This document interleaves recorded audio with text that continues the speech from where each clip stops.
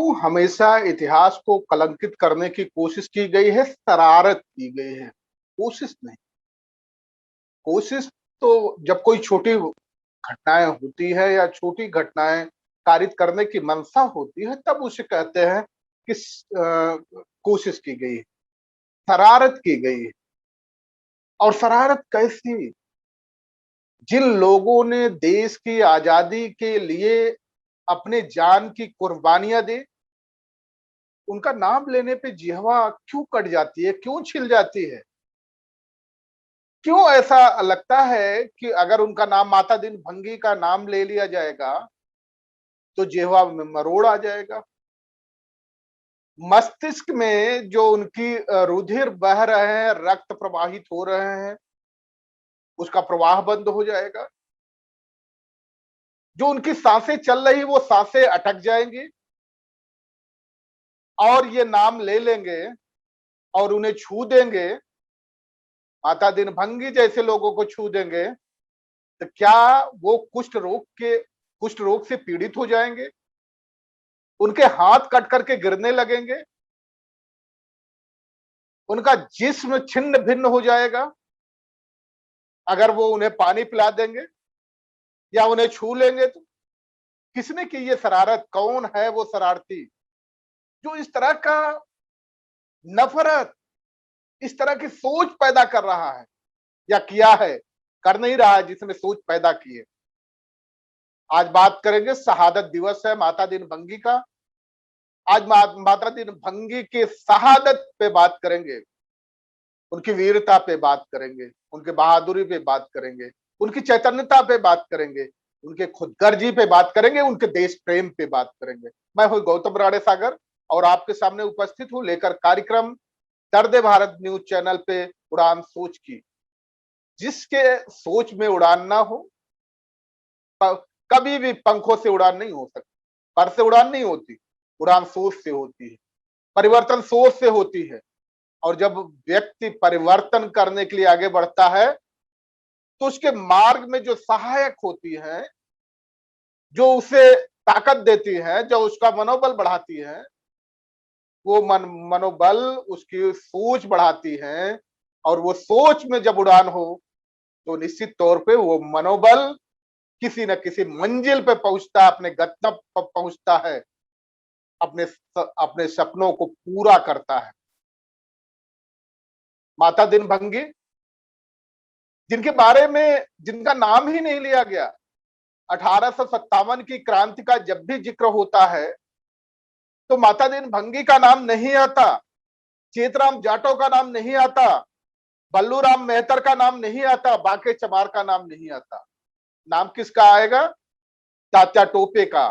नाम किसका आएगा? नाना साहब का।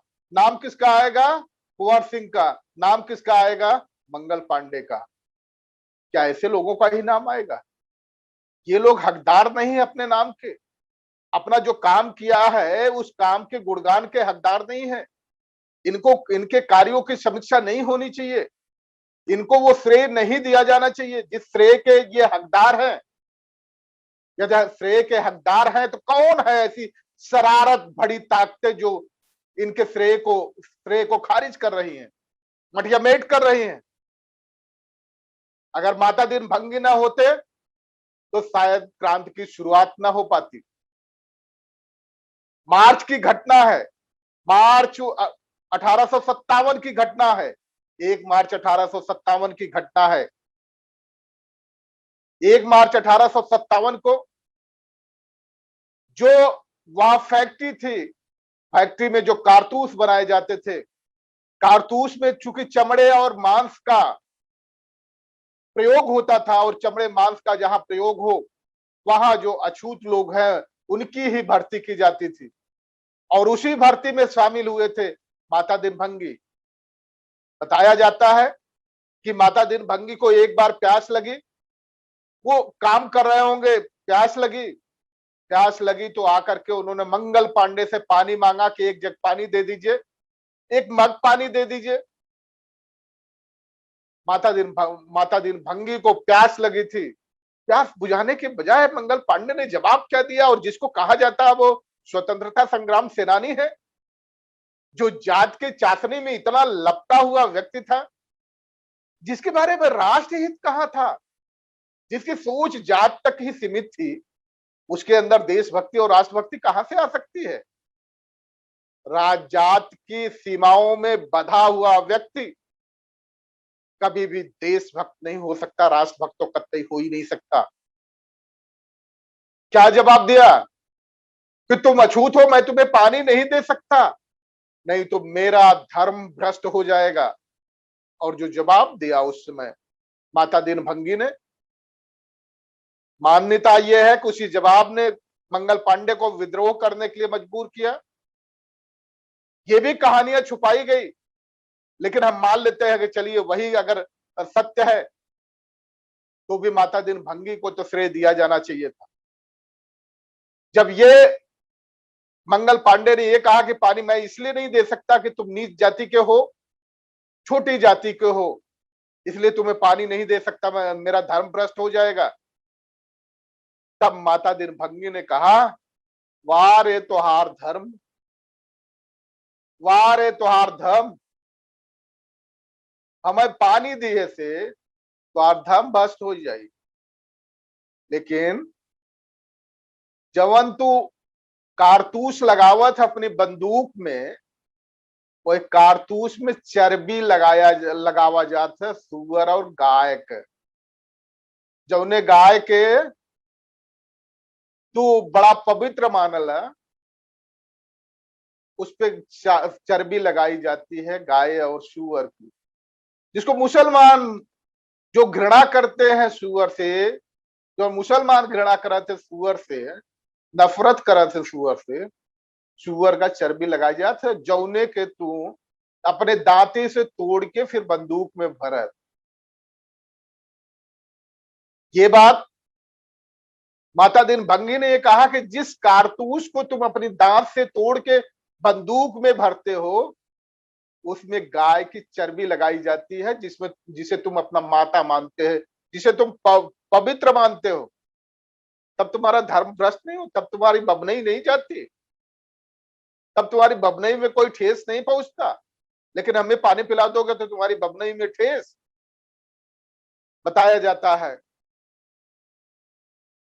क्योंकि इतिहास पूरी तरह से नहीं लिखा गया। इतिहासकारों को लगा कि ये चींटी हैं, मरते रहते होंगे, इन्हों स्वतंत्रता संग्राम सेनानी घोषित करने का औचित्य क्या बनता है, मरते रहेंगे, पैदा होते रहेंगे, मरते रहेंगे, आते रहेंगे, जाते रहेंगे, नहीं ध्यान दिया। लेकिन आवश्यकता इस बात की है, इस कोटेशन को आगे, उदाहरण को यहां रखे कि कहते हैं जिसकी औलादे लायक होती हैं, हमेशा उसी बाप की कद्र होती है। अगर माता दीनभंगी की औलादे लायक हो जाएंगे, बाके चमार की औलादे लायक हो जाएंगे, उदा देवी पासी की औलादे लायक हो जाएंगी, झलकारी बाई की औलादे लायक हो जाएंगी, बीरा पासी की औलादे लायक हो जाएंगे, और जितने भी हमारे पिछड़ी जाति के महापुरुष है जिन्होंने स्वतंत्रता संग्राम में भाग लिया है, उनकी औलादे जिस दिन लायक हो जाएंगे, तीन स्वतंत्रता संग्राम सेनानियों का नाम हर व्यक्ति के जिह्वा पे होगा। आज इसी जिम्मेदारी को हमने उठाया है और ये तय किया है कि इस देश में माता दीनभंगी, बाके चमार, बल्लूराम मेहतर, चेतराम जाटव, वीरा पासी, उदा देवी पासी, होलकर, इन सब का नाम तो इज्जत के साथ लिया जाना चाहिए, स्वतंत्रता संग्राम सेनानियों के नाम में लिया जाना चाहिए। जिस 10 मई 1957 को फ्लड गेट शुरू हुआ, ये बताते हैं कि 1 मार्च 1957 को जब ये बात मंगल पांडे के जहन में आ गई, तो उन्होंने जाकर के जो टुकड़ियां थी, सैन्य टुकड़ियां थी, उन सैन्य टुकड़ियों में जो हिंदू थे, मुस्लिम थे, सबसे बात की, सबको कहा गया कि हमें किस तरह से हमारे धर्म के साथ खिलवाड़ किया जा रहा है। जब सारे सैनिक तैयार हुए और उसमें परेड के लिए बुलाया गया, तो उस परेड के नियम को तोड़ करके मंगल पांडे आगे आए और उन्होंने कहा कि मुझे धर्म भ्रष्ट किया गया, मेरे धर्म के साथ खिलवाड़ किया गया, मेरी भावनाओं के साथ खिलवाड़ किया गया है और ऐसे खिलवाड़ करने वाले लोगों को बख्शा नहीं जा सकता, उनकी जानें नहीं बख्शी जा सकती। पागलपन में उन्होंने बंदूकें चलानी शुरू, गोलियां चलानी शुरू की और भयंकर गोलियां चलाई। बहुत सारे लोग मारे गए, उनके ब्रिटिश जो सिपाही थे मारे, ब्रिटिश सिपाही और अधिकारी मारे गए। इसके बाद उनको घायल अवस्था में पकड़ लिया गया, उनको फांसी दी गई। केवल उन्हीं को फांसी नहीं दी गई, ब्रिटिश सरकार वर्सेस जो मुकदमा चला, उस मुकदमे का नाम ही था ब्रिटिश सरकार वर्सेस माता दीन भंगी। तो जब इतना बड़ा मुकदमा उसी नाम से था तो मंगल पांडे का ही नाम लेने की जरूरत क्यों थी? हम कतई ये नहीं कह रहे हैं कि मंगल पांडे का नाम नहीं लिया जाना चाहिए, लेकिन अकेले मंगल पांडे का नाम, जब मुकदमे का मुख्य आरोपी माता दिन भंगी है तो मंगल पांडे का नाम क्यों लिया जाना चाहिए? क्या इसलिए कि वो ब्राह्मण है, जातवाद की चाशनी में लपटा हुआ एक पुतला है, जिसे इंसानियत का अंदाजा नहीं, इंसानियत क्या होती है उसे अंदाजा नहीं। अपने जात के नाम पे गर्व गर्व प्रकट करना, अपने जात के नाम पे दम दिखाना, जात्याभिमान दिखाना, क्या इसलिए उस नाम को यहाँ प्रस्तुत किया गया, लिया गया, बारंबार दोहराया गया और आज तक दोहराया जाता रहा है? अब आगे से ऐसा नहीं होने वाला। माता दीन भंगी स्वतंत्रता संग्राम सेना, स्वतंत्रता संग्राम के अगर कोई महानायक है तो महानायक मंगल पांडे नहीं, माता दीन भंगी हैं। इस असलियत को कोई छुपा नहीं सकता, इस यथार्थता को दबाया नहीं जा सकता। अब ये एक ऐसा बीज बन चुका है, जितना दबाने की कोशिश की जाएगी उतना ही बड़ा वृक्ष बन के पैदा होगा, उसमें पुष्प लगेंगे, पल्लवित होंगे और फल भी लगेंगे, और वो फल पूरे देश के लोगों को उसके मिष्ठान से परिचित कराया जाएगा। पूरे देश के लोग उस मिष्ठान से परिचित होंगे।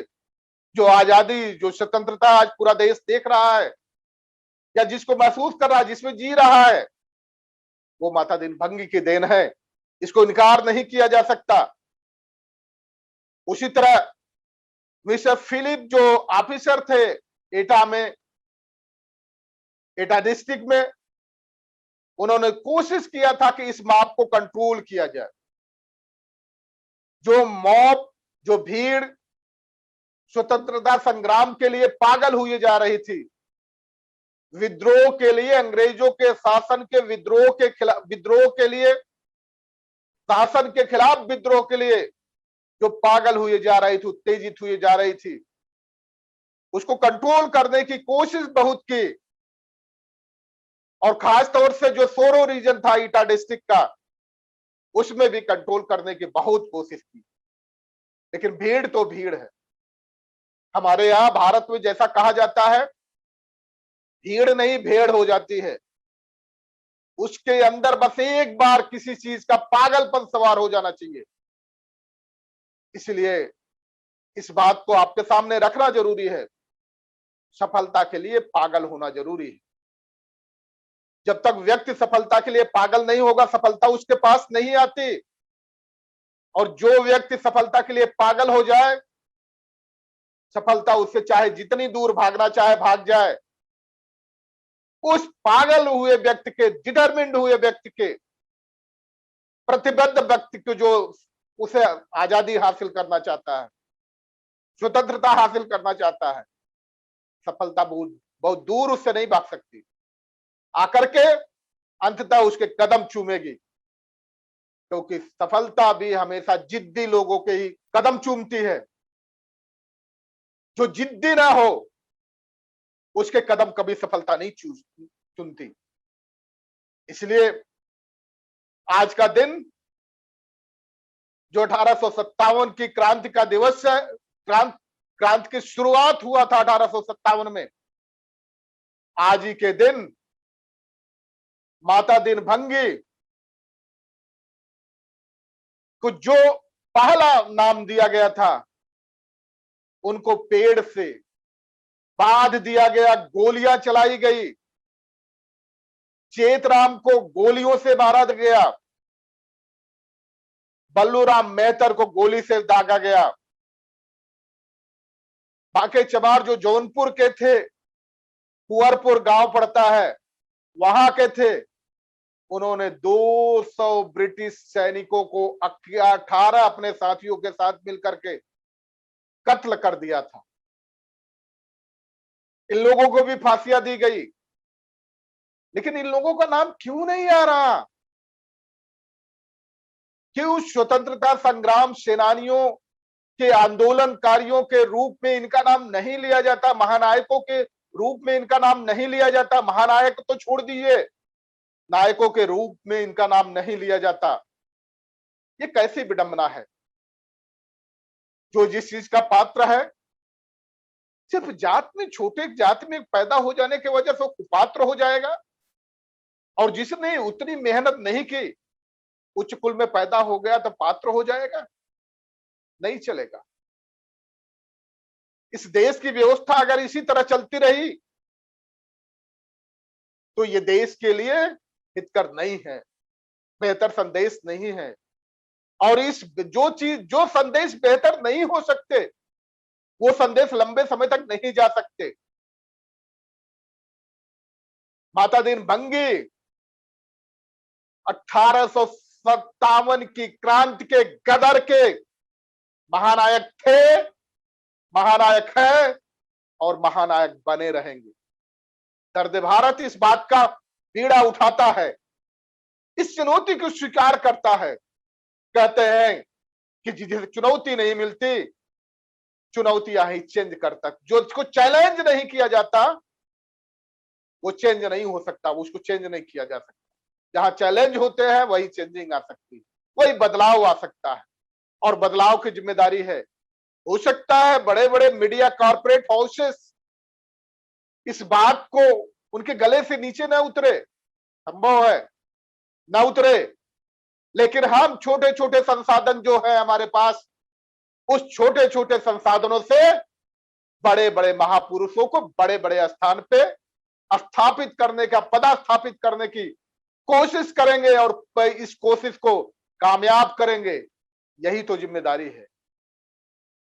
उनके अभिमान पे किसी भी तरह से, उनके स्वाभिमान पे किसी भी तरह से चोट नहीं आनी चाहिए और न आने दी जाएगी। जिम्मेदारी ये समय है ये सिद्ध करके दिखाने का कि बांके चमार, माता दीन भंगी, बल्लूराम मेहतर जैसे, चेतराम जाटव जैसे, वीरा पासी जैसे, उदा देवी पासी जैसे, अहिल्याबाई होलकर जैसे, झलकारी बाई जैसे इन वीरंगनाओं के कुल में अब इस तरह के होनहार लायक बच्चे पैदा हो रहे हैं। और जब लायक बच्चे पैदा होना शुरू हो जाते हैं तो उनके माँ बाप की कद्र होती है, और इस माँ बाप की कद्र को कोई अब बेकदरी नहीं कर सकता। ये चुनौतियां आपके सामने है और इस चुनौतियों के साथ आगे बढ़ते हैं।